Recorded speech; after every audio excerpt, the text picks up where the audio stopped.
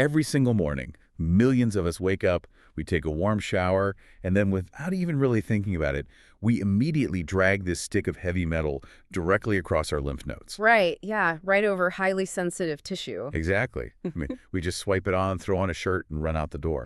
And the craziest part about this whole daily ritual, we literally only do it because, well, some marketing executive back in like 1915 decided that a perfectly normal, essential human biological function was somehow socially unacceptable. It's a staggering realization when you really step back and look at the timeline of it all. It totally is.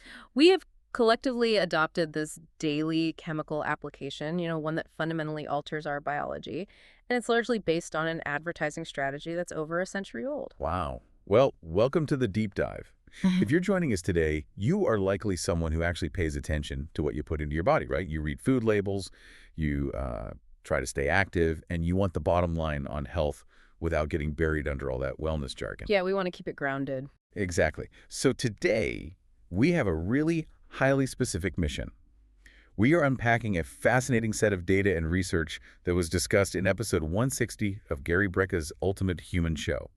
We're taking all that source material to answer one surprisingly urgent question. And it's a big one. It is. Are natural deodorants actually a healthier choice, or are they, just another overhyped, expensive wellness fad? Which is a valid question because, the underarm is one of the most sensitive, highly vascular areas of the human body. Highly absorbent too, right? Oh, incredibly absorbent. Yet, it is often the one area where consumers apply just the least amount of scrutiny regarding ingredients. So true.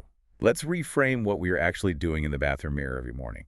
Instead of looking at that plastic stick as just a simple hygiene tool, imagine it as like an unregulated pharmacy sitting on your counter. That's a great way to put it. Right. We are basically participating in a daily, ongoing chemical experiment.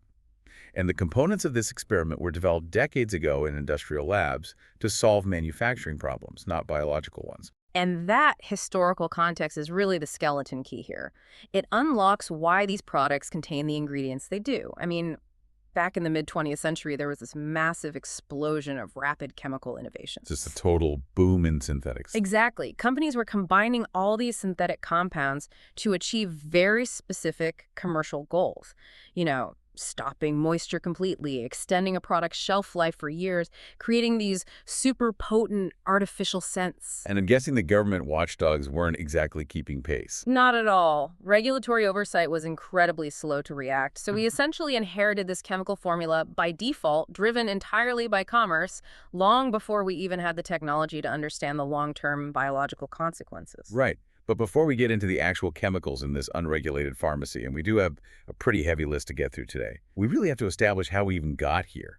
Like, how did we reach a point where we felt this biological imperative to chemically plug our own sweat glands? Because sweating is natural. It is. It's not a mistake our bodies make. Yeah. It's a feature. It is a totally critical feature, yeah. It's essential for thermoregulation and certain excretory functions. But to understand the shift, we have to look at the baseline of human hygiene a century ago. Okay, take us back. So according to the source material, the whole concept of a deodorant in the early 1900s was incredibly rudimentary.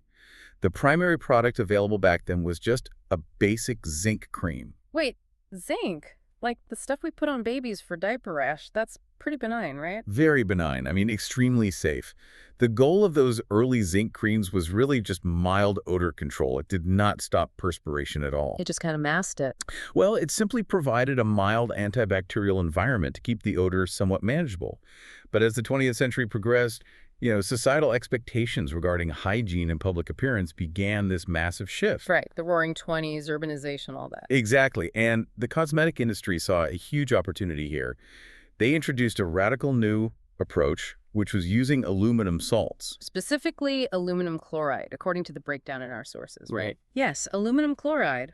And suddenly, the objective moved from just managing odor to actually blocking sweat altogether. But, and this is key, the introduction of these aluminum salts was not an immediate, seamless success with the public. Far from it. The source notes that the public was initially extremely hesitant to use these new antiperspirants, and for incredibly logical reasons. Very logical reasons. These aluminum compounds were highly acidic, People were applying them and experiencing severe skin irritation. We are talking about literal chemical burns in the delicate tissue under the arm. Yes, actual tissue damage. And beyond the physical pain, the acidity was actually destroying the fabric of their clothing. It was eating right through their shirts. Yeah, you had a highly reactive substance being applied directly to delicate skin. It resulted in physical pain and literal property damage. I mean, in any normal consumer market, a product that burns the user and eats through their wardrobe would be a spectacular failure. Which brings me to the obvious question. If I buy a product today and it gives me a chemical burn and dissolves the armpits of my favorite shirt, I am throwing it in the trash. I'm never buying it again. So why on earth did humanity collectively keep using this stuff? Because the industry realized something crucial. They recognized they couldn't immediately change the chemistry to make it gentle and safe, so they decided to change the culture instead. Wow. Just pivot the whole society. Exactly. They solved the problem of consumer hesitation through incredibly aggressive, calculated marketing campaigns.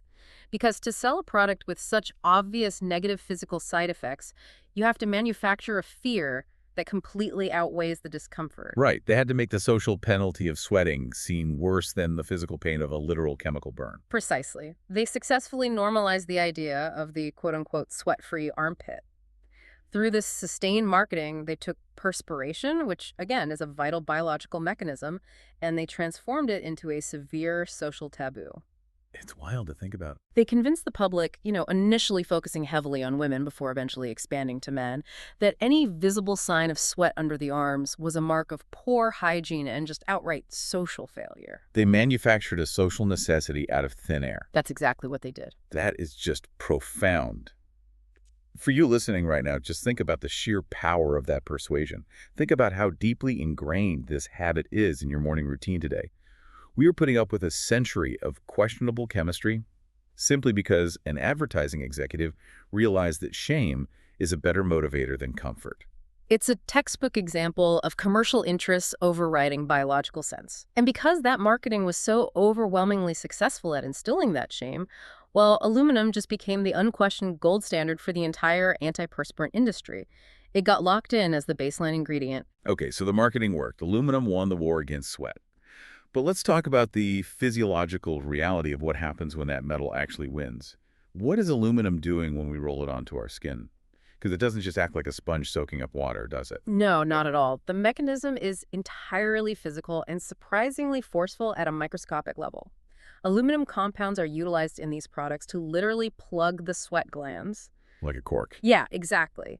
When you apply the product, the metal ions are drawn into the cells lining your sweat ducts. And because of the chemical nature of these salts, they draw water into those cells with them through osmosis. Oh, I see. So this influx of water causes the cells to swell up rapidly, and that swelling mechanically squeezes the duct completely closed. Wow. It is literally the biological equivalent of hammering a metal cork into a geyser. Yeah. I mean, it's effective, sure, but my immediate thought is that the internal pressure of that blocked fluid has to go somewhere, and now we've just left a heavy metal cork lodged inside our cellular structure. That analogy is highly accurate, actually. The body has to deal with the presence of that metal. Aluminum does not just sit politely on the outermost layer of the epidermis. It permeates and it accumulates. And that accumulation is bad news. Very bad. The source material highlights that this accumulation of a heavy metal in soft tissue is far from benign. And this brings us to the research of Dr. Philippa Darbre, which heavily examines the cellular consequences of this exact accumulation. Yes. This was the part of the analysis that completely stopped me in my tracks. Walk us through Dr. Darbre's findings, because this totally elevates the conversation from just, oh, it causes skin irritation, to something much, much more systemic. Right. So Dr. Darbre's research focuses on the direct link between aluminum exposure and genomic instability. Specifically, this is within human breast cells. Genomic instability, that sounds serious. It is a critical concept to grasp here. It basically means that the fundamental structure of the DNA within your cells becomes prone to mutation, to damage, and improper replication. So the cells basically forget how to act normally. Yeah, they lose their ability to accurately repair themselves. And when cellular DNA becomes unstable and begins mutating uncontrollably, well, that is the primary environment that promotes tumor growth. Oh my God. And we are swiping this DNA destabilizing metal directly over our lymph nodes in an area that is highly vascular right next to breast tissue. Yes, every single day. The source material brings up a highly alarming anatomical and geographical statistic here. Over half of all breast cancers develop in the upper outer quadrant of the breast. Which extends right into the underarm. Exactly. It extends into what is medically known as the axillary region, the underarm. More than 50%, that's correct. Over half. Now, obviously we must approach this with scientific rigor. Proximity does not automatically equal absolute causation in every single case, right? Science is complex. But you really have to ask the logical question here. We are applying a heavy metal that is known to cause genomic instability in breast cells directly adjacent to the exact region where the vast majority of breast cancers originate. It's hard to ignore. Is that simply a geographic coincidence? Or is it a vital biological clue regarding the cellular environment and our daily toxin exposure? When you lay the mechanics out like that, I mean, ignoring it feels like willful blindness. And the cellular damage we are talking about here doesn't even stop at the DNA level. The research in the source text also details how this heavy metal cork is basically sabotaging our basic daily energy through something called mitochondrial damage. Yes, the mitochondrial impact is huge. To fully understand the sabotage, we need a brief primer on cellular energy. Mitochondria, as you might remember from biology class, are the microscopic power plants inside almost every cell in your body. The powerhouse of the cell, right? Exactly. They take the nutrients you consume and they convert them into usable cellular energy. Well, the research cited in the deep dive indicates that accumulated aluminum physically interferes with and damages these mitochondria. It disrupts their ability to generate power. Let me make sure I'm putting this together correctly.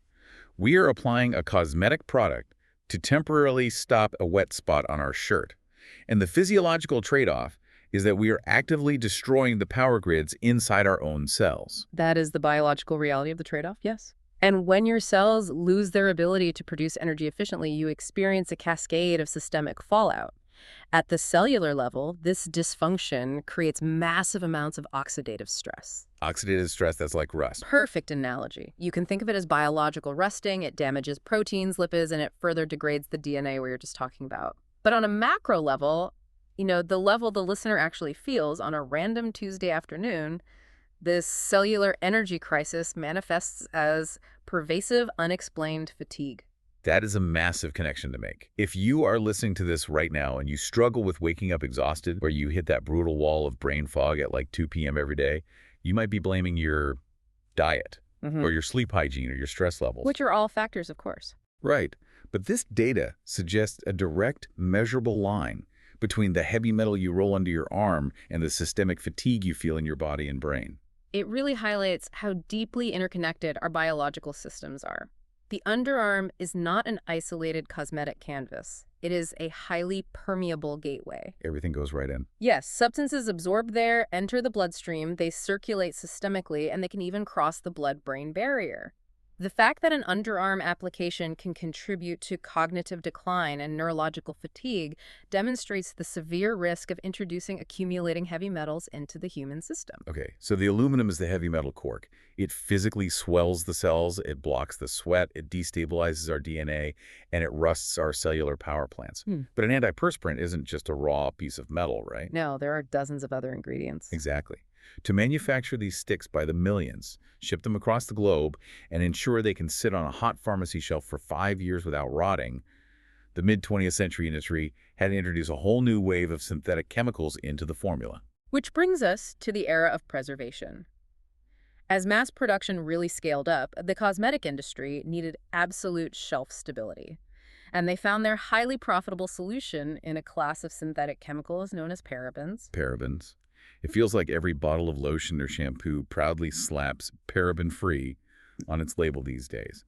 But what actually are they? And why were they the absolute darling of the mid-century manufacturing boom? Well, at their core, parabens are just highly effective synthetic preservatives. They were introduced because they are incredibly cheap to manufacture at scale, and they possess phenomenal fungicidal and bactericidal properties. Meaning they kill everything. Right. They prevent mold, yeast, and bacteria from growing inside the product. From a purely logistical and profit margin perspective, parabens were an absolute miracle for the cosmetics industry. A product could sit in a warehouse indefinitely. But biological systems don't care about warehouse logistics. What is the biological cost of absorbing these preservatives every day? The biological cost is profound, primarily because parabens are classified as endocrine disruptors. Meaning they mess with our hormones. Exactly. The endocrine system is your body's communication network. It uses hormones to send messages regulating everything from your metabolism to reproduction. Well, parabens have a molecular structure that allows them to mimic the human hormone estrogen. Oh, wow. Yeah. So when they are absorbed through the highly permeable skin of the underarm, they enter the bloodstream and bind directly to the estrogen receptors on your cells. Wait, so they actively trick the body. The cells think they're receiving natural estrogen, but it's actually just a synthetic preservative from a deodorant stick. Exactly. They initiate false cellular signaling. The body registers this huge influx of what it believes to be estrogen, which completely disrupts its delicate hormonal balance. That sounds like a recipe for disaster. It is. The source text outlines the severe consequences of this artificial estrogen dominance. It is strongly linked to early onset of puberty in children, a wide array of reproductive issues in both men and women, and circling back to our earlier discussion regarding the axillary region, the promotion of breast tumor growth. I have to push back here for a second. Or rather, I want to voice the sheer frustration a lot of people feel when they hear this kind of thing. Because the source material references a specific, massive study conducted by the CDC, the Centers for Disease Control. The urine sample study, yes. Right. They tested urine samples across the population, and they found parabens in 99% of Americans. 99%. If a government study shows that this synthetic hormone disruptor is already inside virtually every single person walking down the street, haven't we already lost the battle? It can definitely feel that way. I mean, why should the listener even bother throwing away their deodorant if the chemical is seemingly unavoidable? That sense of fatalism is a very common and, frankly, completely understandable reaction to statistics like that. When a toxin is ubiquitous in the modern environment, in our plastics, our food packaging, our various cosmetics, it feels impossible to escape. Totally hopeless. But the biological concept you have to focus on here is something called cumulative load, which is sometimes referred to as body burden. Meaning the total amount of garbage the body is trying to deal with at any given moment. Precisely. Your body is a miraculous, highly efficient detoxification machine. Your liver, your kidneys, your lymphatic system, they are constantly filtering and eliminating toxins. The physiological crisis only occurs when the cumulative load pouring into the body exceeds the organ's capacity to filter it out. Okay, I'm tracking with you. Imagine a sink with the drain left open. If you have the faucet running on a slow trickle, the water drains perfectly fine. The sink never overflows.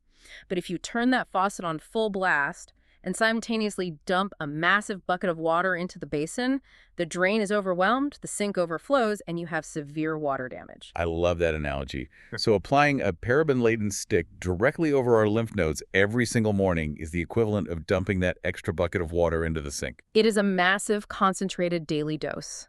The goal of switching to cleaner products is not to achieve absolute 100% chemical purity. That's likely impossible in the modern industrialized world. Right, we can't live in a bubble. Exactly. The goal is simply turning down the faucet. By eliminating the direct, daily application of endocrine disruptors to highly absorbent tissue, you drastically reduce your cumulative load. You give your liver and kidneys the breathing room they actually need to process the unavoidable environmental toxins without being overwhelmed. That reframes it beautifully. It moves the listener away from feeling paralyzed by the environment and gives them back the control. We can control the bucket we dump into the sink every morning. Exactly. Empowerment over fatalism. Now, parabens weren't the only chemicals the industry snuck into the formula during this era to solve their problems. If parabens solved the shelf life issue, how did the industry address the actual bacteria on the skin? Because aluminum just stops the water, not the microbes, right? Right. To address the bacteria on the skin, they introduced a chemical called triclosan.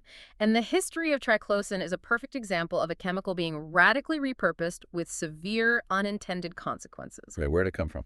Originally, triclosan was not designed for consumer hygiene at all.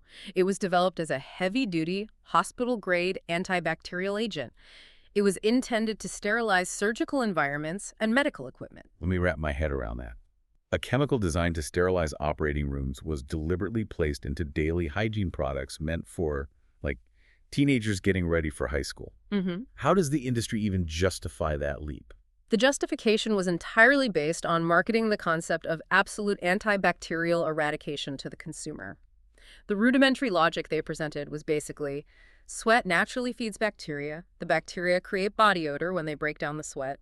Therefore, the most effective way to eliminate odor is to simply carpet bomb the underarm with a hospital-grade sterilizing agent. Kill everything, solve the odor. Kill everything, solve the odor. But biology doesn't respond well to carpet bombing. What is the actual collateral damage of applying a surgical sterilizer to your armpits every single day? The collateral damage is twofold, and it affects both internal hormones and external public health.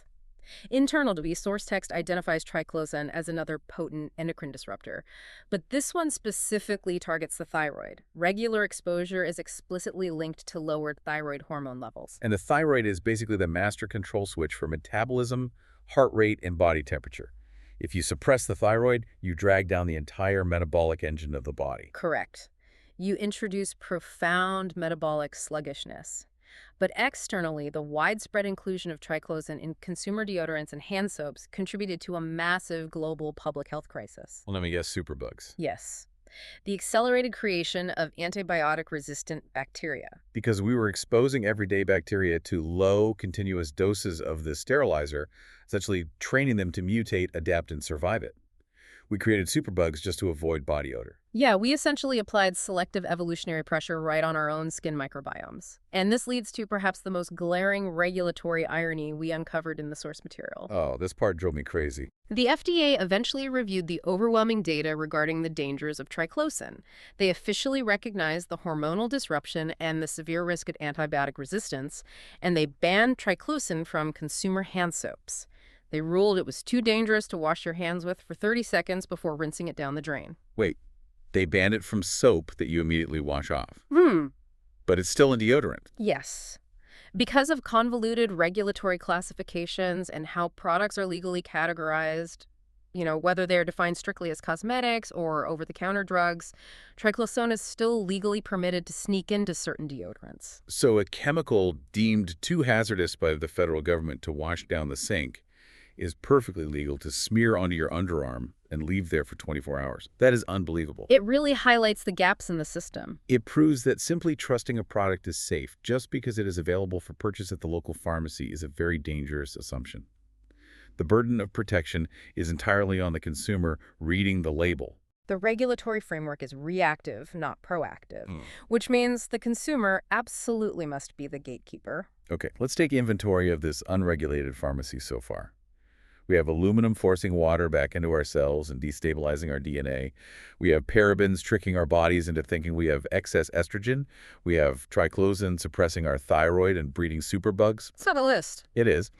And the industry now had a product that didn't rot and completely neutralized the area. But a stick of pure preservatives and metal probably felt like chalk and smelled like a hospital ward. Not very marketable. Right. They had to make it glide on smooth and smell like a, spring breeze. And this brings us to the most legally deceptive part of the entire label. Let's talk about the black box of fragrance. Oh, this is a big one. The term fragrance on a cosmetic label represents the single largest regulatory loophole in the personal care industry. In the United States, companies are legally permitted to use that one single word fragrance to hide a proprietary blend of dozens, sometimes even hundreds, of undisclosed synthetic chemical compounds. It functions exactly like a witness protection program for toxic chemicals. A company can take a harsh chemical, slap a fake mustache on it, label it Mountain Fresh, and it completely bypasses transparency laws. As a consumer, you have absolutely no idea what you are rubbing into your skin. That is an incredibly apt way to describe it. The source material emphasizes that this black box is primarily used to hide known allergens and volatile organic compounds, or VOCs. What exactly are VOCs in this context? VOCs are chemicals that have a high vapor pressure, meaning they easily evaporate at room temperature. When you apply the product, these compounds off-gas right under your nose.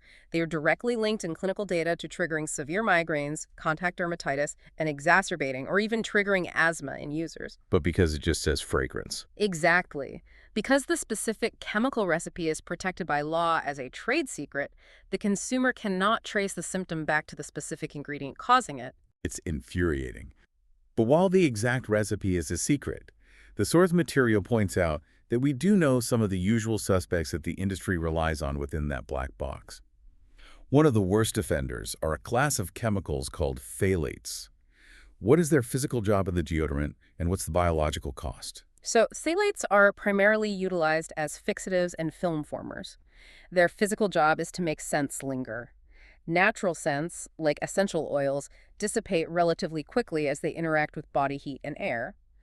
Phthalates are the chemical glue that binds the synthetic fragrance to your skin, ensuring that the spring breeze scent lasts for 12 to 24 hours. Okay, so they are the glue holding the fake mustache on. But what happens when that glue gets absorbed into the bloodstream? The biological cost is immense. Phthalates are highly potent endocrine disruptors, but they operate differently than the parabens we discussed earlier. While parabens mimic estrogen, studies show that phthalates actively block testosterone signaling. Block it completely. They engage in competitive inhibition at the androgen receptors, meaning they sit on the receptor and physically prevent the body's natural testosterone from binding and doing its job. Let me stop you there, because historically the messaging around deodorant and underarm shame was heavily targeted at women. Why would blocking testosterone matter to half the market? Isn't that just a male hormone issue? That is a very common misconception. Testosterone is absolutely vital for women as well. In women, healthy testosterone levels are required for maintaining muscle mass, bone density, energy levels, and a healthy libido. Oh, wow. I didn't realize it was that critical. Very critical. When phthalates block those receptors, it impacts fertility, it disrupts healthy reproductive development in both sexes, and it has been specifically linked in epidemiological studies to causing asthma and neurodevelopmental issues in children who are chronically exposed to it. That is insane. The price for ensuring your underarm smells artificial all day is profound systemic hormonal interference. It is a devastating trade-off. And to make sure that toxic glue and metal cork glide onto the skin smoothly without dragging, the industry added another synthetic chemical, right? Propylene glycol. Yes, propylene glycol is a synthetic liquid substance that absorbs water.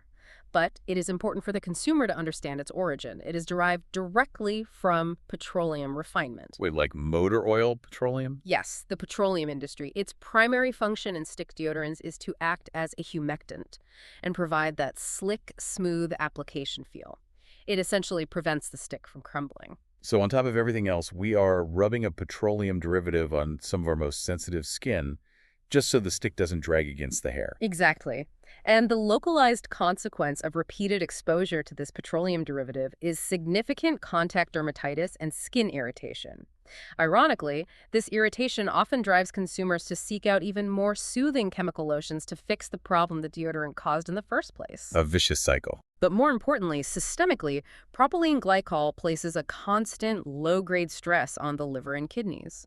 Once absorbed, those organs must expend energy to process and excrete the petroleum derivative, adding yet another burden to that detox sink we discussed earlier. It is just a relentless, multi-front assault on the body's natural processes.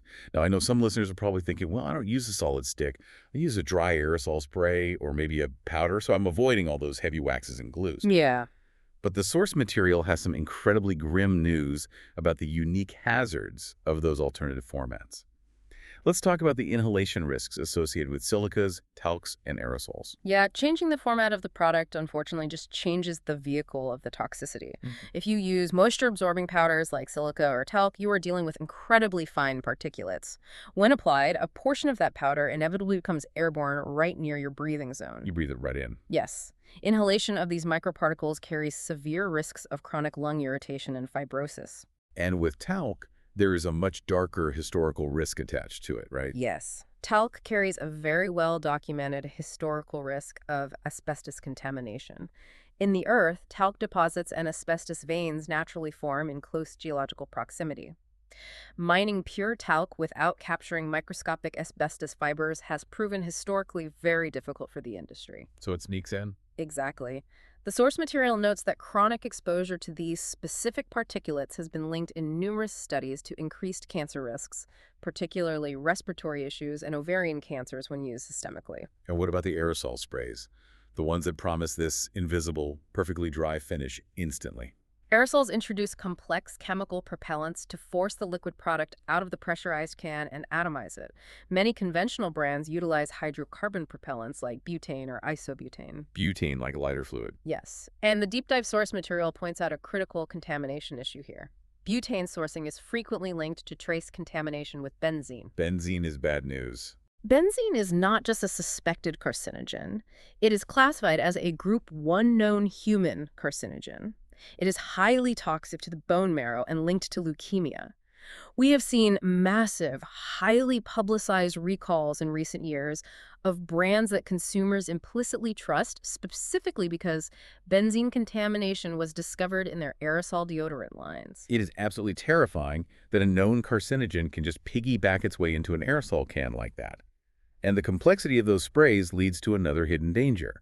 The source mentions emulsifiers, specifically a chemical called steareth-20. Right, this requires a brief explanation of chemical manufacturing. To keep the various incompatible liquids, oils, and propellants mixed together in an aerosol can, manufacturers use emulsifiers like steareth-20. However, steareth-20 is an ethoxylated chemical. Okay, explain ethoxylation for us, because that sounds like heavy industrial chemistry. It is. Ethoxylation is a manufacturing process where harsh chemical alcohols are reacted with ethylene oxide gas to make them softer and less irritating to the skin. It makes the chemical behave better in the formula. Sounds okay in theory. In theory, yes. However, this high-heat chemical reaction frequently leaves behind a toxic byproduct called 1,4-valodioxane. 1,4-valodioxane is a highly toxic carcinogenic contaminant that penetrates the skin very easily. So, to make the harsh chemical less harsh, they accidentally create a carcinogen. But I read labels carefully, and I have never once seen 1,4-dioxane listed in the ingredients. How does a chemical just magically appear in the can if they didn't add it? Because it is a byproduct of the manufacturing process, not an intentionally added ingredient. The FDA only requires companies to list the ingredients they purposefully put into the formula. They do not have to list the incidental contaminants created by their chemical reactions. Wow. So you will see steareth-20 on the label, but the 1,4-dioxane remains entirely hidden from the consumer. Okay, let's just pause, take a deep breath, and look at the horrifying mosaic we have just built here. We have walked through the ingredients of this daily chemical experiment. We've got aluminum actively crushing our DNA repair mechanisms and choking our mitochondria. We have parabens tricking our cells into estrogen dominance, triclosan suppressing the thyroid and breeding superbugs, phthalates blocking vital testosterone, petroleum derivatives stressing the liver, and hidden, unlisted carcinogens floating in the aerosol sprays. It's a lot to process. It is. What happens biologically when you combine all of these varying mechanisms and apply them simultaneously every single day for decades? The result, according to the source, is absolute systemic chaos. The clinical term would be profound endocrine disruption, but hormone chaos is a highly accurate description. You are bombarding the body's communication network with contradictory signals. Like crossing the wires. Exactly. You have one chemical mimicking estrogen, telling the body to upregulate certain functions, while simultaneously another chemical is blocking testosterone receptors, telling the body to downregulate other functions. The internal signaling gets completely scrambled. The body literally doesn't know what to do. It's receiving fake chemical memos from the armpit saying, produce more of this, stop producing that.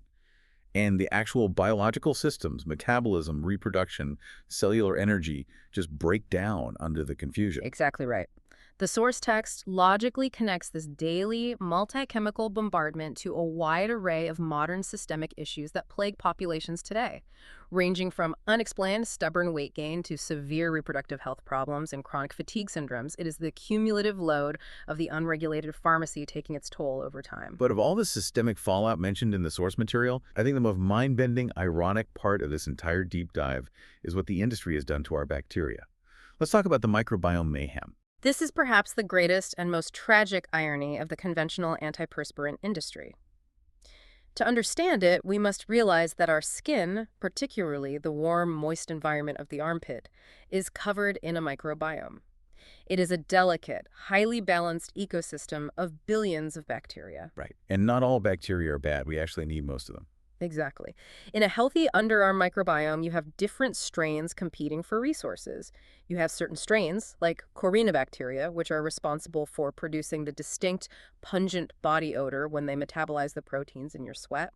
But you also have beneficial strains, like certain Staphylococci, which produce very little odor. So they balance each other out. Right. In a natural state, the beneficial low-odor bacteria compete with and keep the population of the high-odor bacteria strictly in check. It is a wonderfully balanced ecosystem. So what happens to that balanced forest when we drop the aluminum and triclosan bomb on it every morning? You completely devastate the ecosystem. You wipe out the delicate, beneficial bacteria entirely. But nature abhors a vacuum. When you eradicate the good bacteria, you alter the pH and the physical landscape of the underarm. You create an environment where only the most robust, the most aggressive, and critically the most odor-producing bacteria can survive. Wait, let me make sure I'm grasping the sheer audacity of this. The product we are buying to stop us from smelling is fundamentally altering our biological ecosystem, basically guaranteeing that we smell significantly worse when we stop using it. That is the exact physiological reality, yes. It creates an induced chemical dependency. You use the conventional product and it ruins your microbiome, selecting for the absolute worst smelling bacteria. If you happen to skip a day of deodorant, the altered aggressive microbiome produces a significantly more offensive, acrid odor than your natural balanced sweat ever would have produced. And so the consumer smells this terrible chemically induced odor and thinks, oh my God, I naturally smell awful. I clearly have a severe problem. I must use this clinical strength chemical product every single day just to survive in polite society. Precisely. They mistake the withdrawal symptom for their natural baseline. It is a self-perpetuating cycle of odor creation and chemical application. You are locked into buying the product to suppress the very problem the product created. From a purely capitalist standpoint, that is a brilliantly evil business model. Create the problem, sell the cure, and engineer the biology so that the cure guarantees the problem returns tenfold if they ever try to leave your brand. It really is quite the trap. For decades, this model went completely unchecked. The regulatory oversight was non-existent, the marketing was flawless, and the biological dependency was locked in. But, and this is where the story pivots, the source material outlines a massive ongoing shift. Consumers are waking up. We are currently living through what the industry calls the natural revolution. It is a remarkable data-driven shift in consumer behavior. The financial data provided in the deep dive illustrates this vividly. The natural aluminum-free deodorant market has not just grown, it has surged dramatically. The market reached an incredible $138 million in the year 2024 alone. $138 million, that is not a fringe movement of people making pastes in their kitchens.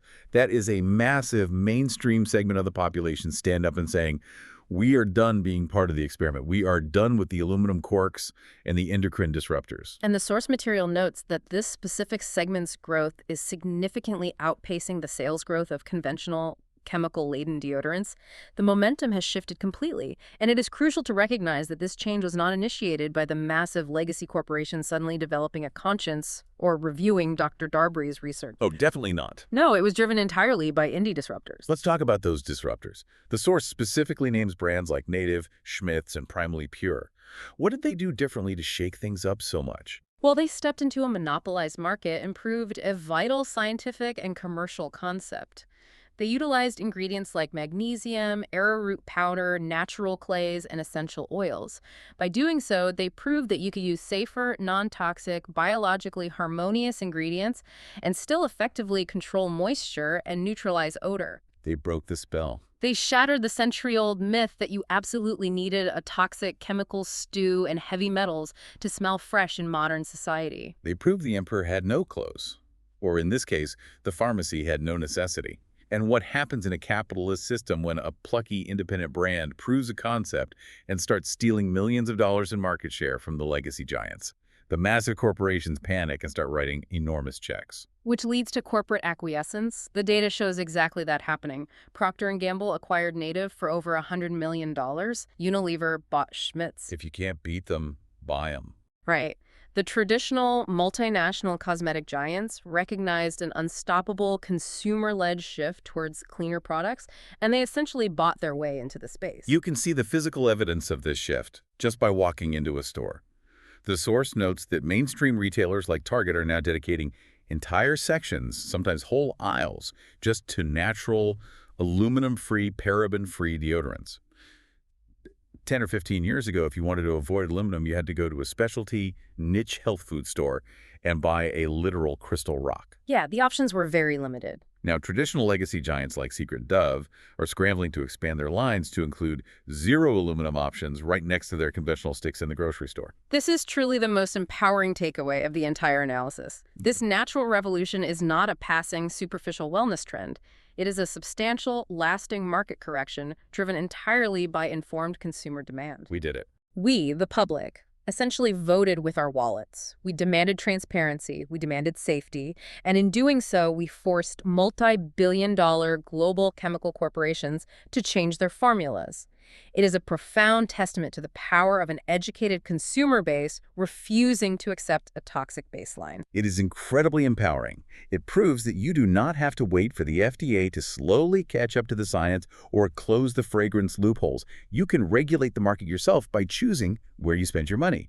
But, and this is a massive but, making that choice requires a bit of strategy. Yes, execution is key here. The science is undeniably clear. The market has finally provided the non-toxic tools. But how does the listener actually make the switch tomorrow morning without suffering through that biological dependency we just talked about? No. How do we navigate the odor rebound without giving up? This brings us to the execution phase, the action plan. Executing the transition successfully requires setting very realistic expectations and following a few specific biological steps to assist the body. The absolute first step is to perform an immediate audit of your current deodorant. You must become an active label reader. Right. Tonight, go into your bathroom, turn this stick around, peel back that tiny sticker with a microscopic font, and look for the red flags. Based on everything we just covered, what are the top 3 immediate offenders they need to scan for? Based on the clinical data in our deep dive, the 3 primary red flags are, first, aluminum in any of its chemical forms, so aluminum chloride, aluminum zirconium, etc. Second, parabens. Look for methylparaben, propylparaben, basically any word ending in paraben. And the third. And third, the deliberately vague loophole word fragrance or parfum. If you see those on the label, it is time to discard the product. Okay, so the listener throws away the unregulated pharmacy stick today. They go to the store and buy a natural one from the brands we mentioned. Tomorrow morning, they swipe on the natural deodorant. What happens next? Because the source material explicitly states we need to, quote-unquote, brace ourselves. You must expect and prepare for a transition period. As we discussed regarding the microbiome mayhem, your underarm biology has been chemically altered, suppressed, and bottlenecked for years, perhaps decades. When you finally remove the aluminum cork, your body is going to immediately initiate a detoxification process. The sweat glands are going to open back up. Which means sweating, a lot of sweating. The floodgates basically open. There will be increased perspiration, yes, and potentially a significant change in odor as the bacterial balance struggles to right itself. The ecosystem has to purge the aggressive bacteria and reestablish the beneficial ones. It gets worse before it gets better. Exactly. The most common reason people abandon natural deodorants and return to the chemical sticks is a lack of understanding of this specific phase. They experience the odor rebound, they mistake this temporary detox period for a product failure, and they think, this natural stuff doesn't work, I'm sweating and I smell. When actually, it's a good sign. In reality, the body is finally functioning normally and attempting to expel years of accumulated chemical residue. It is an armpit detox. And the source actually provides a specific physical intervention to speed this purging process up, which I found fascinating. It suggests using a clay mask or an apple cider vinegar mask directly on the underarms. When I first read that, my immediate reaction was, putting a facial clay mask on my armpit sounds absolutely bizarre and messy. It does sound a bit strange at first. But after we just spent all this time learning about heavy metal accumulation and chemical glues, it sounds incredibly logically sound. How does the mask actually help? It is an entirely logical biochemical intervention. Clays, specifically natural bentonite clay, are highly porous materials that carry a negative electrical charge. Many of the toxins and heavy metal residues, like aluminum ions, carry a positive charge. Opposites attract. Right. When you apply the hydrated clay to the skin, it acts like a biological magnet. It binds to and draws out those positively charged impurities from deep within the pores. And what about the apple cider vinegar? As for the apple cider vinegar, it helps rapidly reset the acid mantle of the skin.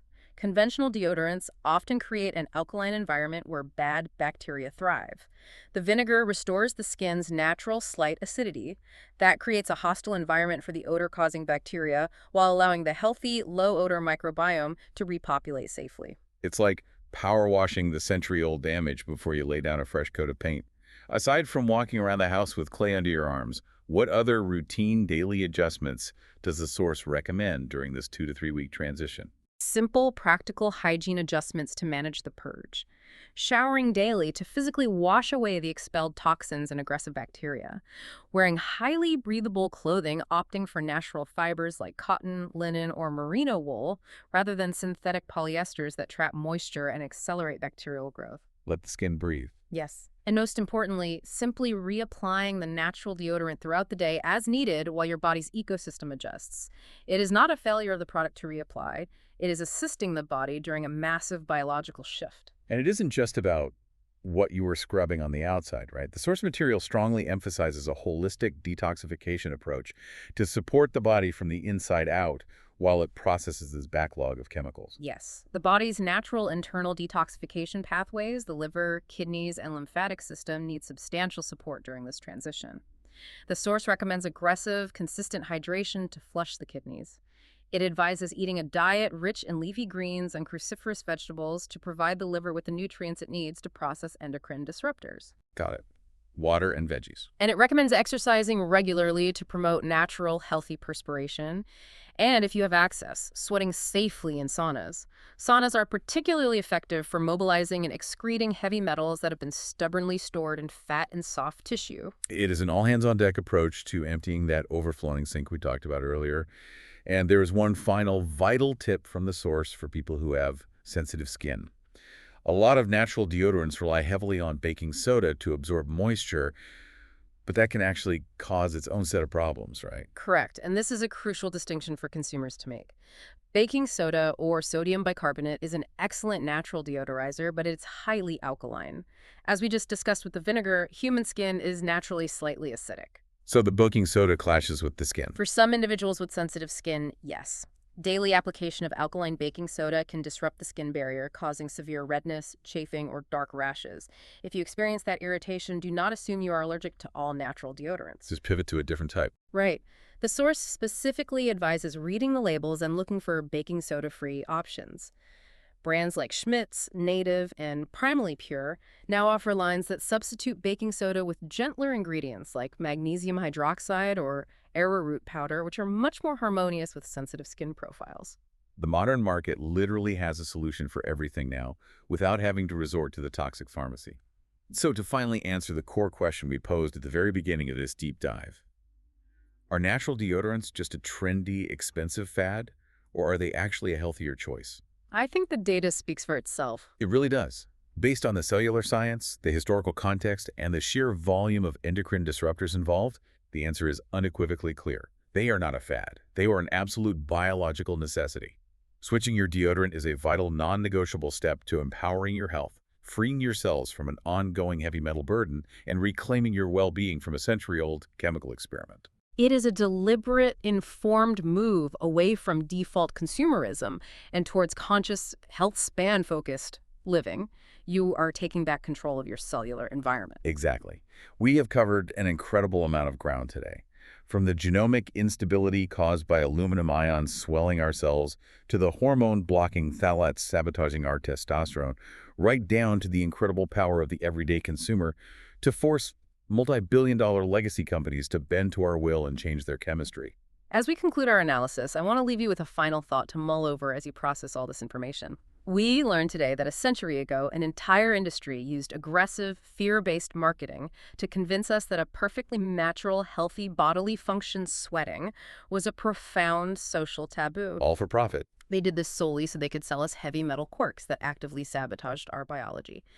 As you look at your daily routine tomorrow morning, as you brush your teeth, wash your face, and style your hair, ask yourself, what other essential daily hygiene habits are you performing right now that are actually just century-old marketing campaigns actively working against your biology? Oh, man. That is a brilliant, unsettling question to end on. It really makes you want to audit every single bottle in the bathroom cabinet. Thank you so much for joining us on this deep dive. I hope you feel informed, equipped with the actual science, and highly motivated to take action over your own health. Go forth, read those labels, weather the detox, and conquer your day odor-free and toxin-free. We will catch you on the next deep dive.